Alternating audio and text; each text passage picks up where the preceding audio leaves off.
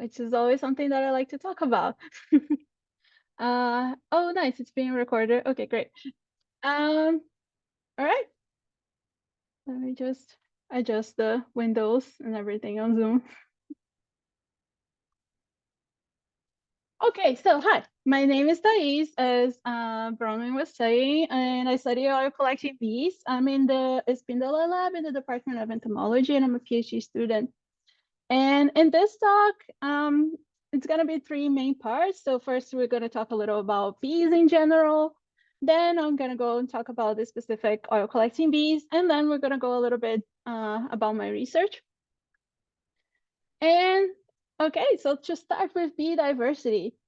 So most of the times when I tell people that I work with bees, I hear people say bees are dying, right? Oh my God, that's so important. Yes, they are dying. And well, that's right. But what generally we see out there is that people saying that the honeybees are dying or it's just the bees that are dying. And it's much more than that, right? So then we are going through a global insect decline, and insects are being threatened by several factors, and not only the honeybees and bees in general, but all the pollinators, including butterflies and moths and other pollinators are also threatened, right? And actually, the native bees are more in peril than the honeybees that we know. So here we have the honeybee in the center and several native bees around it, and that's because the native bees have more it has smaller populations, and then they are facing habitat threats, right? So then their habitats are being threatened, they're left with no resources, so no places to nest, so no places to get food. And they also are very different from the honeybees. And the honeybees are invasive in the USA, and they are managed by humans, the apiculturists and everything. But the native bees are alone on their own, right? So they are trying to make a living out there.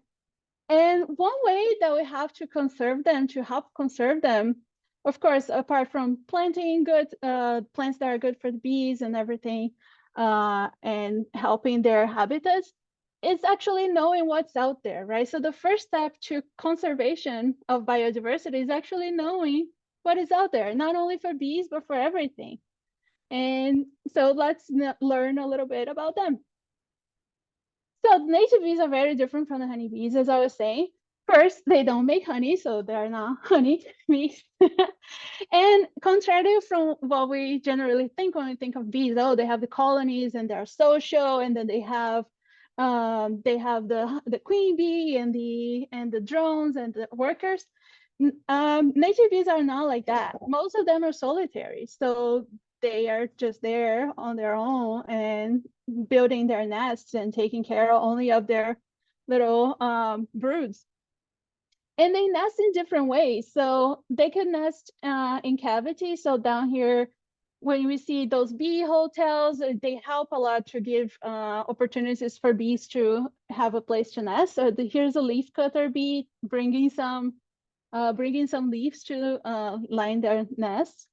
And most of the bees are ground nesting. So 70% of the bee species are actually on the ground. They are just burying their nest in there, which is different from what we know, right, from honeybees. And bees are very diverse. There are many species of bees, and they come in all kinds of colors and shapes and sizes and prettiness and fuzziness. They are really cool. There are so many of them. And they have very different sizes also. So here in the left, we have a very tiny bee called Perdita minima, which is here in the US. And this is a quarter next to it. So it's really, really tiny. And here on the right, we see the person's holding a honeybee in one hand, and on the other hand, Wallace's giant bee, which is the largest bee in the world, which is really cool. It's called Megachile Pluto. It's in Indonesia. And one very cool thing about it is that it was thought to be extinct for a very long time until someone discovered it in the 80s. And then it wasn't seen up until 2019 when someone finally found it and filmed it. So yeah, very cool bee. This talk is here are some cool bees. And more cool bees. Other cool things that they can do is, so in the neotropics, so in South America and tropical regions in the world, there are stingless bees, and they are the prevalent native bees in many places. There are so many different species of them, and then they are stingless, right? So they don't sting. And those ones are actually social. So they are similar to the honeybees in that they are social and they do honey. They make honey. So if you heard about solitary bees, stingless bees, honey, like the Manuka honey, maybe. No, now I might be confused. But anyway, so, but yeah, they are really cool. And then they make their nests in different places. So they can make it here on the ground, but they also make it on pipes and everything that they can find. Some bees, so this one here on top is a cocoa bee. So some bees go on other bees' nests and steal their resources and the nest provisions that they did all the hard work to collect, and then they just go there and then just steal the nest. And there are many species of cocoa bees. They're called kleptoparasitic bees, this type of behavior, and which is really interesting. And these here are orchid bees, and they can be very beautiful, very bright blue. And those collect the fragrances from orchids and other plants, and then the males collect them to attract the females. So they like to be perfumed. So that goes over a question of the orchid bees like to do that. All right, so I'm saying lots of things about bees, but what is a bee? So bees are in the order Hymenoptera, together with ants and wasps. And what makes them different is that they have branch hairs. So they can be considered as wasps. Like all bees and ants can be considered as wasps evolutionarily thinking, but they are fuzzy and they are vegetarian. And so here we have two bees, or not two bees in here. Those two are yellow jackets. So those are not bees. They have they don't have those branch hairs, and also these specific wasps, they have that very narrow waist, right? And bees don't have a waist that narrow. So there are some morphological characteristics that are different. And bees, here's a phylogenetic tree of bees.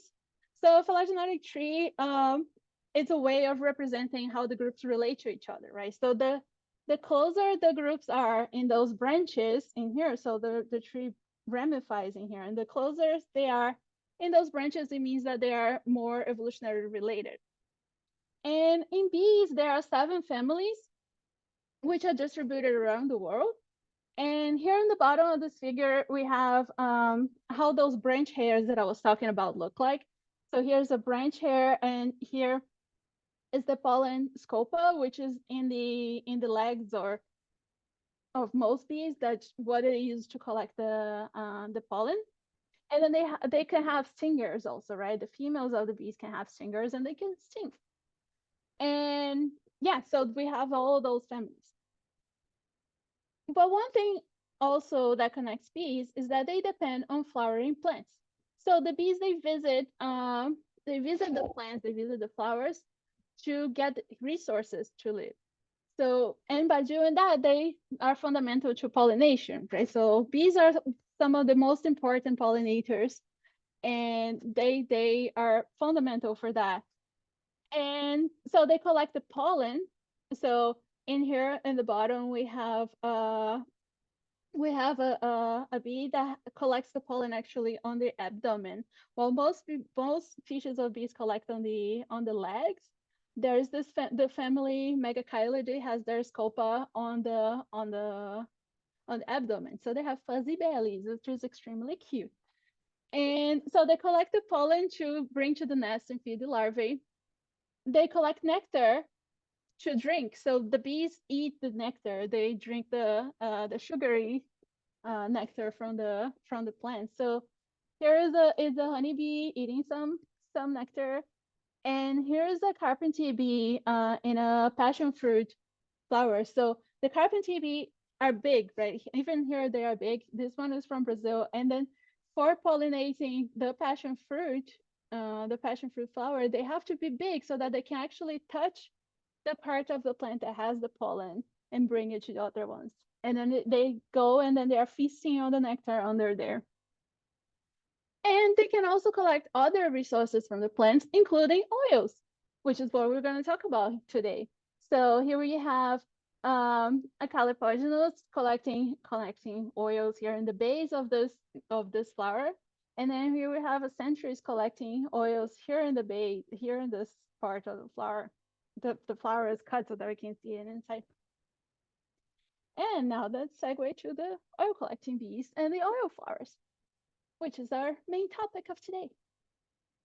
So oil collecting bees, this behavior of the bees actually going and collecting these oils was first described in 1964, which if you think about it, it's very recent to observe a thing that it's a whole new way to interact with plants that it is across the world.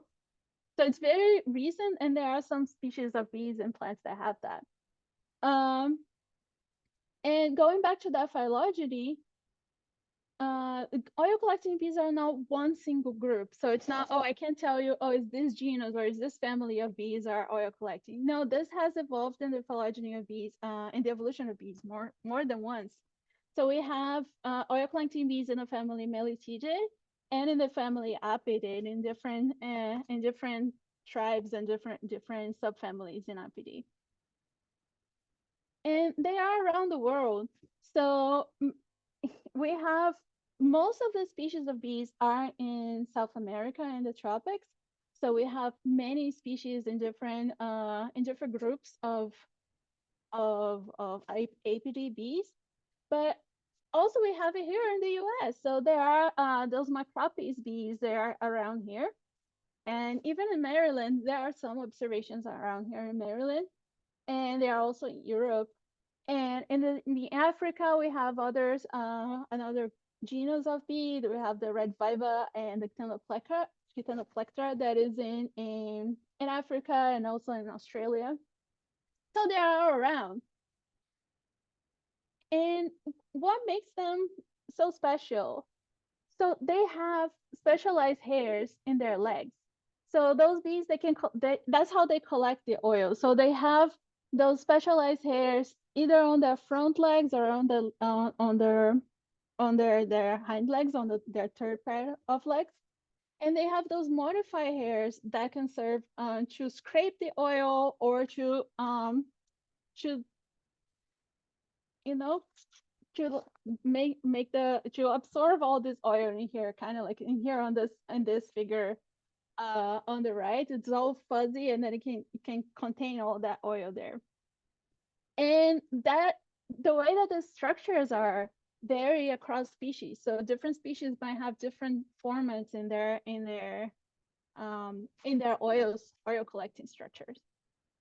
And then what do? So they go to the plants and then they collect those oils and then they bring the oil to the nest.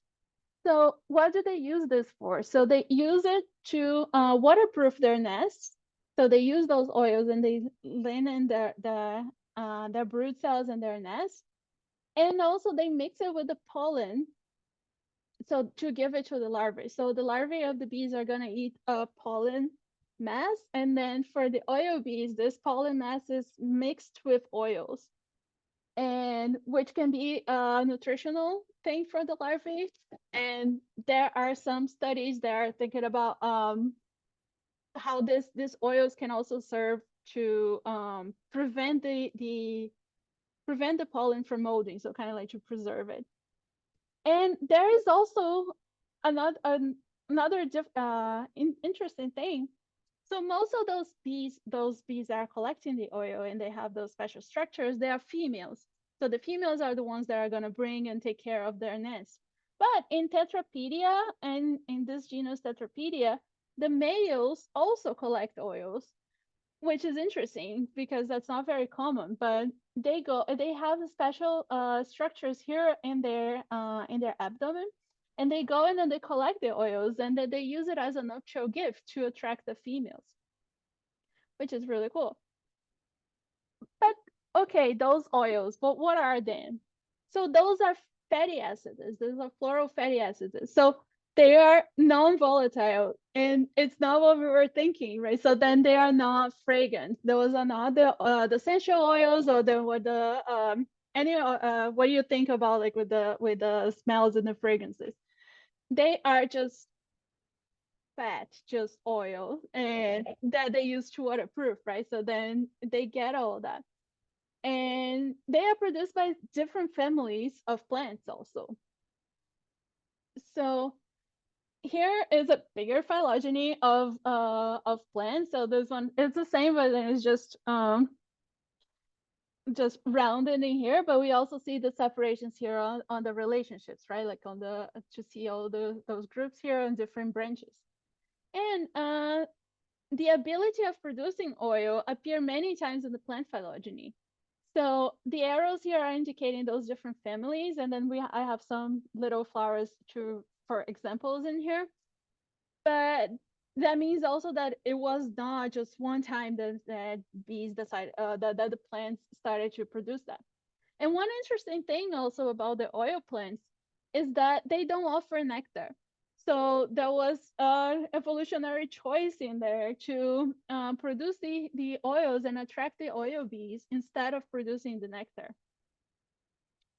And how do they produce those oils? So they have specialized structures. The plants have specialized structures that are called elaiophores, or I don't know how you pronounce it in English, but I say elaiophores, and and they secrete the oil. So in here, one type is the epithelial elaiophores. So they are all kind of like oil blisters. So we see here in this figure E. This is a bud of a Malpighiaceae flower. So those little blobs in here, those are oil blisters. So those are the oil glands in those flowers. And then what the bee does is that it goes there, and then it can bite the petal on top, and then it holds it in there, and it scrapes the oil with its legs, like out of the glands, which is really interesting. Like, it just goes and rubs it out. And another type of elaiophores is the trichomatic. So those are hairs. So there's a pad of many little hairs that have that produce the oil, that have a gland that produce the oil on the tip. And in here, this is an Angelonia plant. So they have those those oil sacs in here. And then this is the plant cut, and then the green part contains all of those hairs. And the bee goes there and then scrapes it out with its legs out of this out of the flower. And so we see that there's this different ways of collecting the oils, different ways of showing of presenting the oils to the bees and the flowers. And this, we see there are many specializations that are happening in between oil bees and oil plants. So there are many of those cases, and they, because of all those different ways of that they can collect and that they can interact, right? Here in North America and in Europe, one interesting case is with the Macropes bees and the Lysimachia plants. That they are very specialized. So Macropes only goes to collect oil in Lysimachia. And and then one detail here on this picture, you see here this blob of yellow and orange in here. This is the pollen with oil for this bee. So you see that it becomes like this mass in there, which is really cool. And another example is in South America. There are many examples in South America, but one example is between Lantana melissa bees and Cicericium plants. Cicericium are Iridaceae family, and Lantana melissas only go in Cicericium for collecting oil, even though they can go to other plants to collect pollen and nectar. But for oils, they are specialized. They only collect this type of oil there. And then here you can also see on their legs the that mass of pollen and oil in here. But one very cool example of this specialization is in South Africa with the red viva or red viva bees and the diacia plants. So these plants, these flowers, they have this long spur in here, and the oils are in the tip of the spur, so it's in the bottom of this. And what happens is that this bee has extremely long legs. So you see here, it's like abnormally long legs, which is a morphological adaptation to collect those oils in there. So what the bee does is that it goes in the plant, and then it goes all the way in to collect those oils. So here is an illustration of how that happens. So the leg of the bee goes all the way there. So it's really interesting how there are those specializations and those interesting relationships between the bees and the flowers that they visit. So what can we learn from oil bees? There are many things that we can study about them. They are still very understudied. And some areas of research is to look into those morphological adaptations like that one in red viva, and what could other morphological adaptations could be happening in the bees. Looking into the oil chemical composition, there has been some studies about that, but it's still not very clear if there is some kind of preference between between what is the composition of the oil and the plant and the bees that they visit, that they collect that. And also, what are the ecological preferences? So what bees are visiting what plants? We know for many of those, there has been observations, but there might still be much out there that we are not observing. So there is also an open line of research. One very interesting thing also is to understand the behavior of the males. So as I was saying, the tetrapedia ones that visit, that the males collect the oils, but there are other bees that the males also have special hairs, but then we don't really know what they are doing. Like if they're collecting, are they presenting to the females or not?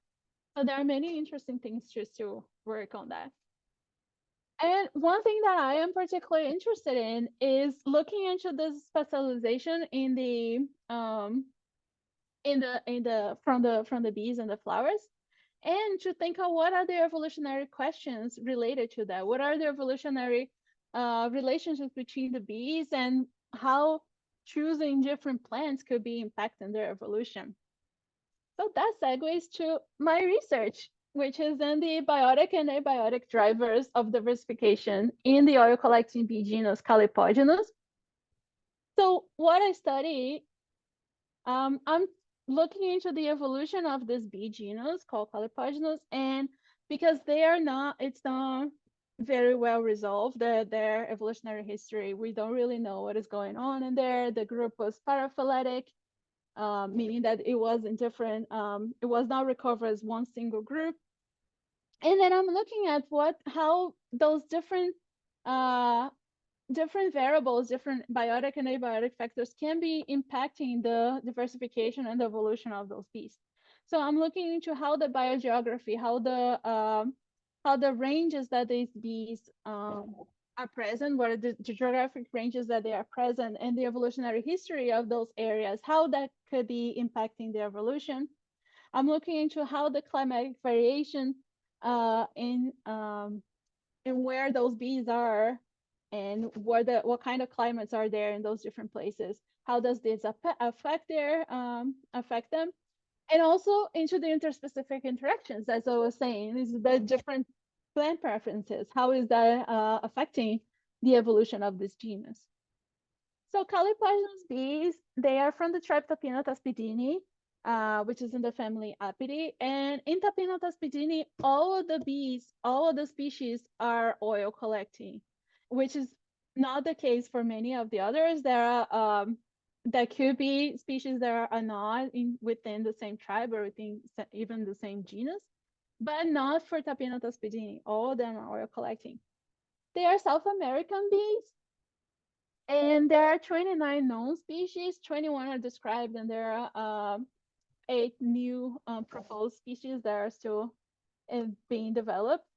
But those species have been separated in 7 morphological groups, which is I'm just telling you this because on the results I'm going to show you, I'm going to refer to those morphological groups. So, but then we didn't know um, what were the ecological preferences of this group. So where are they? What is the geographic range? What are the climate preferences, and what are the plant preferences? That was in the literature, but it was scattered. It has never been summarized. So what I did is that I went in and did a literature review to summarize those ranges of Chalepogenus, those climatic preferences, and the floral host choices. And then what I'm doing is that looking at all of them together to develop evolutionary hypotheses for the group. So what we found, the geographic range of the group is in South America. So of the whole genus, I mean, and then those different colors are the different groups within the genus. And we see that the groups are structured geographically. So there are different species within each of those groups, but then they are mostly in similar regions. So we have groups that are in the Andes, here in the South Andes, and also here in the North Andes. And the other groups are not in the Andes, but they are associated with grassland. So they are in different areas and different preferences. So we see this structure on some groups can be in one place and some groups can be in the other. So that could be indicating that those different places that they could be adapted to those different places. So that could have been selective pressures for separating those species. So to drive the evolution of the genus. And when we looked into the floral hosts, we see also that there is a structure in the floral host choice. So the groups that will visit similar plants. So in here in orange, for example, we have Calceolaria, which is this one on top. So all those species, they collect oil in Calceolaria, while this group is more generalist. So they visit both Iridaceae here they visit this one, Sapella, this yellow one, and also this one, Cicerinchium. And these other groups visit Nirenbergia, this one here, mostly. So they have different preferences within the same genus, but it's very similar with the morphology also. So that could also be indicating some kind of structure in there on how those groups are, on how this plant preferences could be influencing their evolution. And I went and did a phylogeny of the group. So I had some specimens. I had 114 specimens, including these other ones that were not Chalepogenus. So these different colors are those different groups that I was mentioning to you. And what we saw is that those groups are also supported by the molecular phylogenies. Even though the genus will have to go through some taxonomic revisions in here that are going on. So these two groups, for example, they are in a different clade than all of the other ones. So there's still interesting things going on in the phylogeny of this genus. So the evolutionary relationships still have to be clearer. So we still have to investigate more on that. But then with this information, though, the phylogeny, what we can do is that we can bring the data that I had before from the literature review on the preferences and on the biogeography, and we can see how that relates to the structure that we see in the evolution of the group. So first, we can look into the biogeography. So I'm separated on those 3 main areas here in the Andes, in the grasslands, and in the drier areas. And what we see is these first 2 groups here that are in this clade here, separated from the other ones, they are in the grasslands. So they are here in the grasslands, while this one group, that is where the type species of the group of the genus is in both in the grasslands and in the drier areas. So we have this group in some of the new species that are in the drier areas here in the Cerrado and in Caatinga in Brazil, so the Brazilian savanna. And we have all these other groups. They are either in the Andes or in the grasslands. Or there is this one group that we see both here in the grasslands and on top there on the Andes. So we see that this variation in the ranges are structured in the phylogeny. So that brings a little more light into the thinking of what could be structuring it. So the biogeography might be playing an important role in there. And now looking into the plants and the interspecific interactions, these plants these groups that are in the grasslands, they visit Nierenbergia, so they visit this plant in the family Solanaceae, while this group visits both Nierenbergia and also visits Iridaceae plants, so it's more generalist. And the Andean groups visit Calceolaria, while this other one that is in the grasslands visit Nierenbergia. So we also see that there is a relationship in there with the areas and the plants and the different groups that they visit. So both of these factors are structured here in the phylogeny, and they could be interacting and playing a role in the evolution of the group. But to understand what are the actual roles of these factors, we have to do a formal analysis of evolution in there. So we have to actually do the models, which is I'm not there yet. I'm still working on having better phylogenies, with having like a more resolved and more supported trees. And yeah, so that we can understand what is actually going on. So that's what I'm doing right now.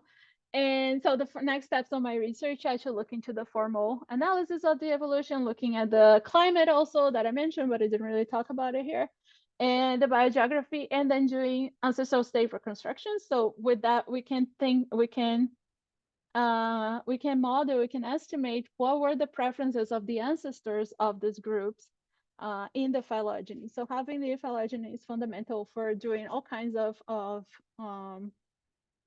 analysis that we can think about what was happening in the past.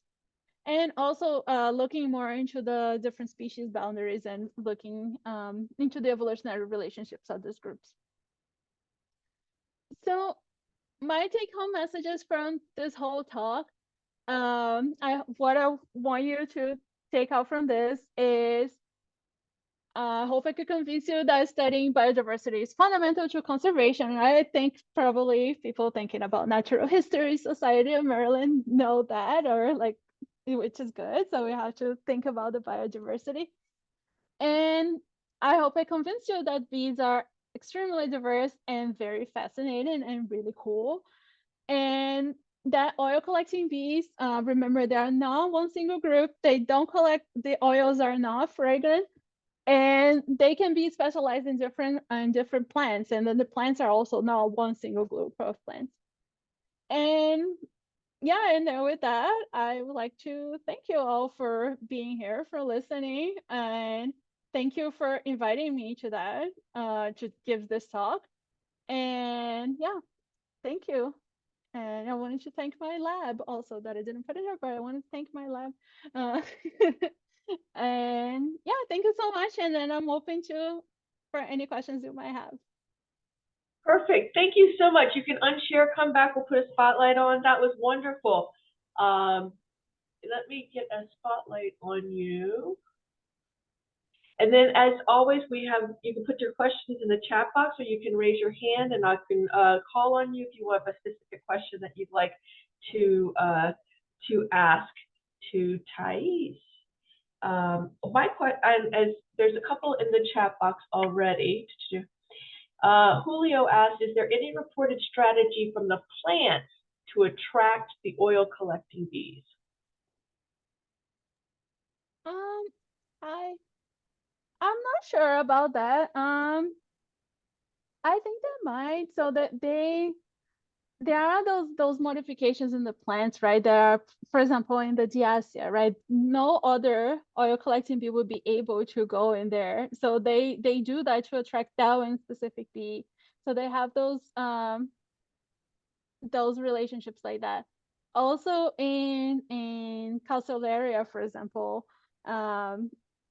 the different shapes of the plant could attract different bees. So there are some that could attract bigger bees, and then some that will attract smaller bees. So depending on how they are presenting the oils, then the bees could go and collect it in different ways. So yeah, so then I don't know if that answers your question, but I kind of like in this direction. And Richard asked, how do you get the South American bees to the University of Maryland? Are you bringing bees to Maryland? No, so my advisor, so my PI, Anaí Espíndola, she had already collected those bees. She did some trips to collect them in Chile and in Argentina. So we already had those bees, and then we extracted the DNA from them from here. And also we got some we borrow from museum collections. So we also got DNA from collections from people that lent us some specimens. Ellen is studying in Brazil at the University of Sao Paulo, and they love your cool. work. So there, yeah. P. Becker asks, we have Cicericium angustifolium in Maryland. Do you know if there's an oil collecting bee as a primary pollinator for this plant? So one cool thing about Cicericium also is that not all the species of Cicericium produce oil. I think the angustifolium, yeah, those are the blue-eye grasses, I think they're called. And no, I don't think they produce oils. One cool thing of Cicericium, so as I was saying, but the diversity of Cicericium is larger in the area that the bees are. So in the same area that the Lantana melissas are, which is interesting. So there are more species where the bees are there. So they could also like be driving the diversification of Cicericium, which is cool. I like Cicericium. So I didn't mention that, but in my master's I studied Lantana melissa, and then they pretty much the same similar thing to what I'm doing here, but maybe more like smaller. But then yeah, these ones here, I'm not sharing anymore. But that last picture I showed you, those were Lantana melissa males sleeping on the buds, which is really cute. So the oil producing, the oil collecting bees that are in Maryland, what plants do they go to? Do we know? It's Lysimachia. So those are the macropes. So they go to Lysimachia. I forgot what is the common name, but there is a common name. If somebody knows that, put it in the chat box. Yeah. And then let's see. Loose stripes. Oh, loose stripe. Okay. Yeah. Okay, great. Tim asked, are there other insects that are known to use these oils, or is it unique to these bees? I'm not sure. From what I'm aware, is for it's only the bees. Yeah, I don't know. Biodiversity is a mystery. There's so many things that could be happening. Maybe some other insects could go and collect it, but what I know is from the bees. I'm not really sure. That's a cool question. Those are good questions, but we have to find those answers. We'll keep looking. James asked, what do you think the evolutionary benefit is for branched hairs in bees? Oh, in bees in general? So the branch hairs allow them to collect all the pollen, right? So when we see the bees getting all the pollen, is because of the hair. So that allowed them to be very efficient pollinators. Even though we see other pollinators, even wasps are pollinators, right? But then the bees are able to collect lots of pollen. with those branch hairs and collect the resources, including the oils. Jillian asked, do the adult bees feed on the oil? Notice that the centrist bees visiting Plumeria flowers seem to spend a lot of time flying and hovering, and that must take a lot of energy. Yeah, so there's still the whole eating part. There are still things that are being studied, but from what is known, no, they eat nectar. So they go and eat the nectar and they go and collect it. So yeah, many centuries visit chimeras. Centuries is interesting as they are generalists, so they visit lots of things. different species will visit other things. Where is the center or area of highest diversity for oil collecting bees? And I noticed that in your map there weren't any in Asia. Oh, yeah, so it's mostly South America. That's where that's where the biggest center of diversity is. But there are some Thenoplectra in Asia. So the ones that I showed in Australia, they also can be in Asia.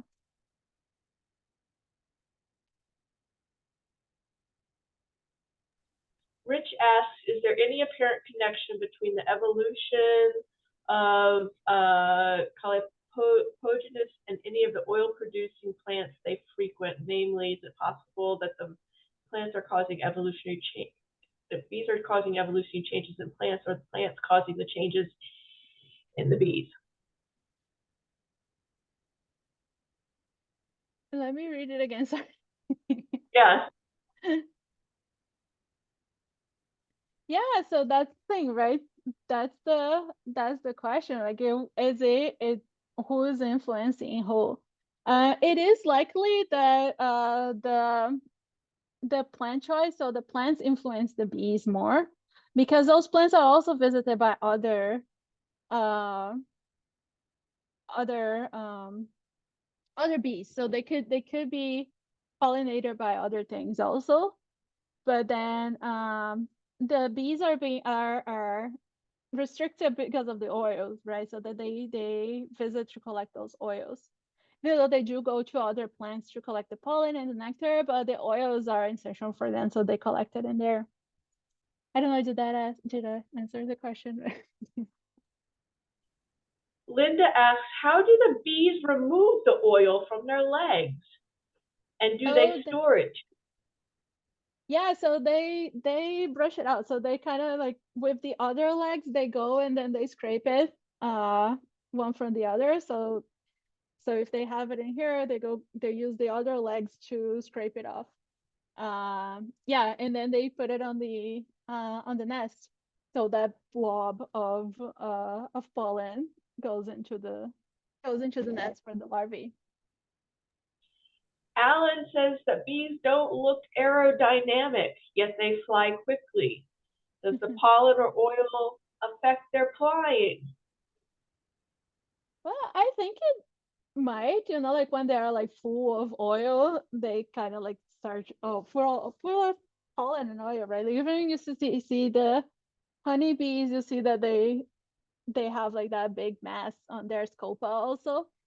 And well, I think they can still fly pretty quick. So what thing with hymenopterans is their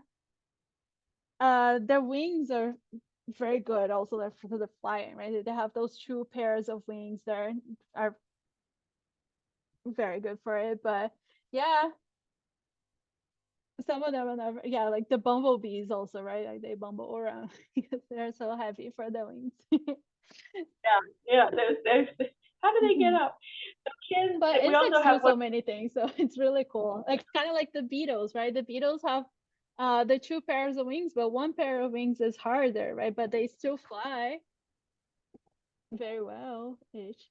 There's a question between bees, the honey and oil. So do oil collecting bees store their oil in large quantities as honey is stored, or do they use it as they collect it? No, I don't think they will. No, I don't think they will have like a huge amount in it. I think they get some and then they bring it in there. But maybe they bring many parts of the of oil and the pollen to make like a bigger pollen bread or a bigger blob of pollen that they could carry at once, right? So that they can leave it in there for the for their larvae. But you're not gonna open a nest and then see lots of oil in there. So we do have Jean. Thank you for putting this clarification, because when I heard loosestrife, I thought purple loosestrife, and it is a different No. plant. There's native loosestrifes, and then there's the invasive purple loosestrife. So thank Yeah, you for yeah, that. yeah, thank you. Yeah, they're yellow. And Jillian says, could there be a selective advantage to switch to oil in more wet climates to reduce damage from mold, which loves sugar? And could that be a driver of switching to oil collecting? That could be. Um, yeah, I think there could be. So one thing that is interesting about bees in general also is that bees are more diverse in areas that are not as wet, right? There are more like drier climates. So one of the big hotspots for bee in the US, for example, is in Arizona. So, but in the Cerrado, so in the Brazilian savanna, there are oil collecting bees there. So the Tapinotaspidini are very abundant in there. And even though it's a drier area, there are some very wet seasons. And then in those seasons, the like being able to waterproof that nest cell is very important, right? So, but yeah, that could be that could work as a selective advantage, I would think, or as a selective pressure also, the wet Well, climates. isn't that interesting that Arizona is a hot spot for bees? Who knew that? Oh yeah, they have oh yeah, by the way, they have the bee course. Yeah, this is organized by the AMNH, the American Natural History Museum, which is really cool. I did it once and it was amazing. There are so many bees out there like in Porto, Arizona.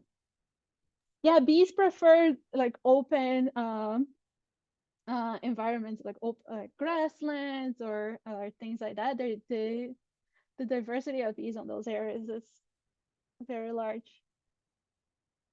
You mentioned that with the solitary bees, that it was only the females collect, except for that one species, and they're the ones that make the nest. Mhm. Is there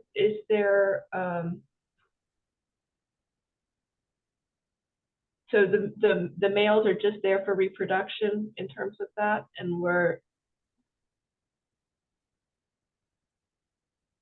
Yeah, I think so. Mostly that, and yeah, that's what I was saying also. Like, that would be interesting to study also what the males are doing, right? Because they hang out, you know. So there some male aggregations. Like sometimes they just stay in a bunch of flowers, they go and they eat the nectar and then they just hang out. And yeah, and then they might collect the oil, they collect the oils in Tetrapedia and also some Tapinotaspidini in that bigger tribe.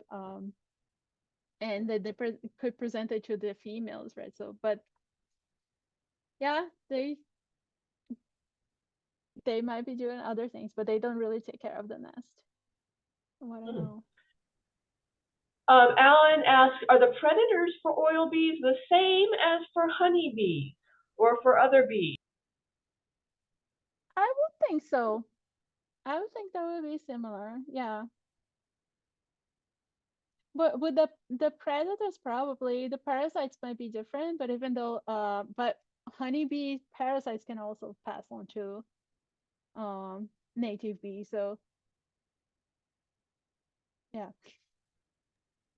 It seems to me kind of a evolutionary putting all of your oil in one basket for, to mix my metaphors here, because if they only rely on that one plant and they can't get the oil from other plants, then if there's something happens to that plant where they have a problem, if there's only that one-to-one relationship, seems like it's very tenuous, very. Yeah, right. That's the question. There are many studies thinking about like specialization and this, because that happens many other types of interactions, right? Being specialized in one plant or in one in the pollen of a plant, so that that can act as a selective pressure, right? Like if your plant is not there, then not only for oils, right, but even for plants or for bees that are specialized in pollen from one specific plant. But yeah, but it's a cool thing to study. All right. Do we have any other questions?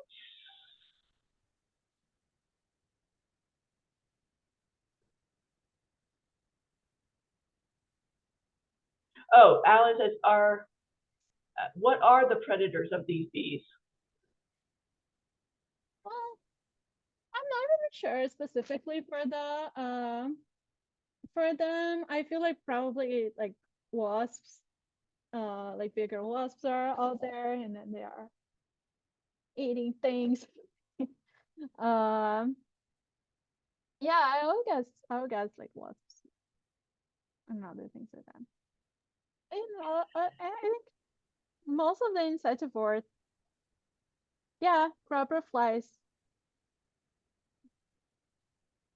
Yeah. And are there any human uses for the oil? We get back to us when we started off our talk with talking about how the flowers smell, and these are not the oils that smell. And what are any human use for these oils that have been found, in medicinal or otherwise? Not really, not that it has been discovered yet.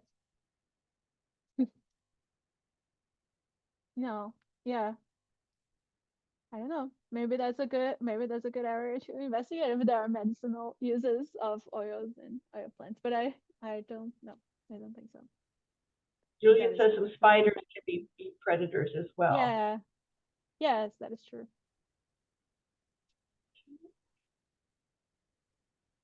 Well, great. Yeah. We learned that plants can have fat. We have fat plants. And we have oil. Bees collect oil.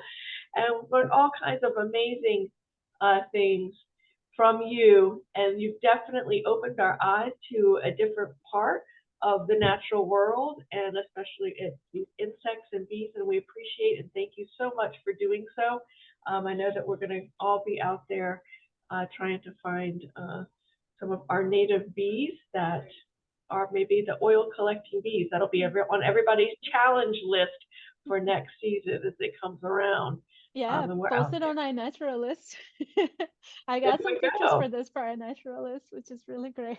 Yeah, thank you so much for inviting me, and thanks everybody that came to listen. And yeah, if you have more questions later, you can always contact me.